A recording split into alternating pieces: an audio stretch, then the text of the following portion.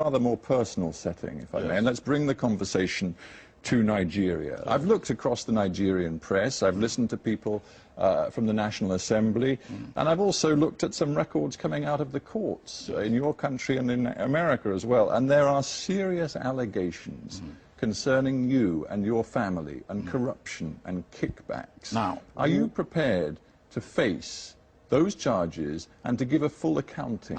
Very, very much so. Very much so. And if you have any evidence, Steve, please show it to me, and I will defend myself anywhere in the world. Well, because what you are saying is absolute nonsense, without due respect.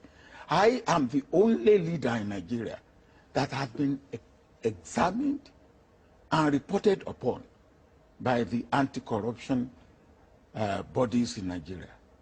I am the only one. When your successor took over, he described corruption in the country as endemic, and he said it was the country's elite that was responsible. Well, he's one of them. One of what? He's one of Nigeria's elite. Of course he is, and he's saying, as he takes over and looks at what is happening inside government, there is corruption to the very top. That doesn't reflect well on you. He said that, did he mention Obasanjo? Did he mention Obasanjo, Steve? But you were the president. You were responsible for the governance of your country. No, I'm not responsible for the corruption of every Nigerian. Not every Nigerian, but you are, in the end, the chief executive of a country which your own successor says is endemically corrupt. You have made strong allegation against me personally, and against my family. I'm coming to that. And you have no way to substantiate it. Substantiate it. And if not that this is something where you are taking undue advantage, I will have even say that. Let's talk. I will go beyond here. Well, let's talk specifics then. Halliburton and various Halliburton subsidiaries have paid vast amounts of money in fines in the United States because of bribes and corruption paid out to Nigerian officials. And if one takes the testimony... Are those Nigerian officials, am I one of them? Well, let's talk about that.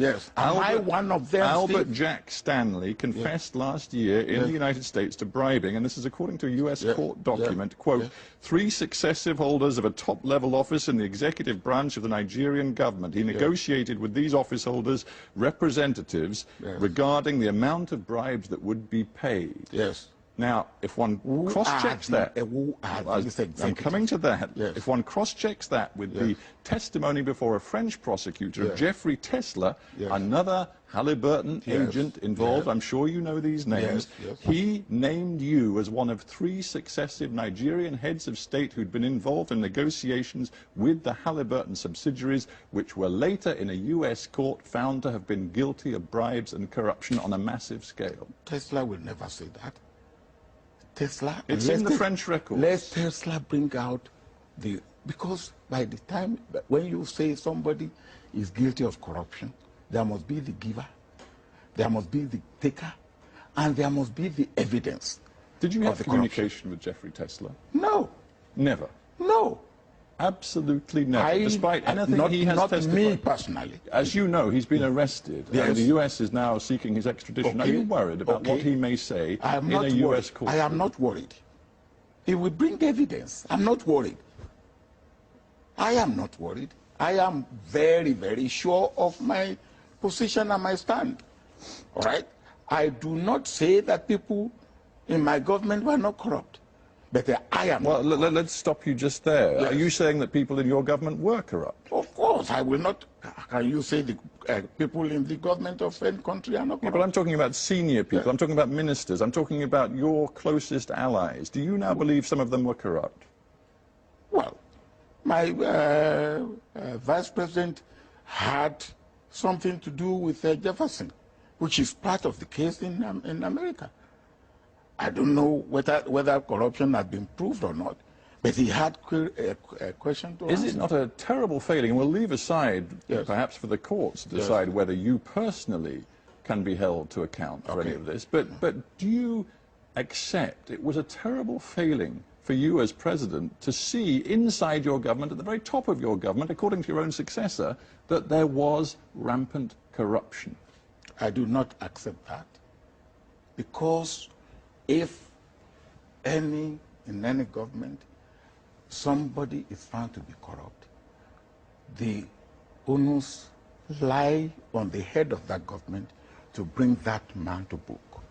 When I was the head of government, there's no case of corruption against any minister, any high government official. But that just shows the system doesn't work. No, I don't agree with you. But you've admitted to me that corruption was prevalent in your country when you were president, and yet not one senior official inside your federal government has been convicted of serious corruption. I do not agree with you. You don't have your facts correct. In my government, 3 ministers were charged to court. In fact, one died in the process. The Inspector General of Police was charged and convicted. The President of the Senate in my own party was charged to court. A Minister of Education was charged to court. What more do you want? One of those people who currently is under investigation is your own eldest daughter. Yes, your own eldest daughter. Yes, what happened to my eldest daughter? She is still being investigated by the anti-corruption watchdog inside your own country. So what? Has he been Would you accept responsibility for her? No, why should I? He's old enough. He's a girl of 42 years old. Will you accept responsibility for your son at the age of 21 for whatever he does? Now, don't ask me that type of question. I found it very insulting, with all due respect. Now, you won't ask that type of question to a European leader?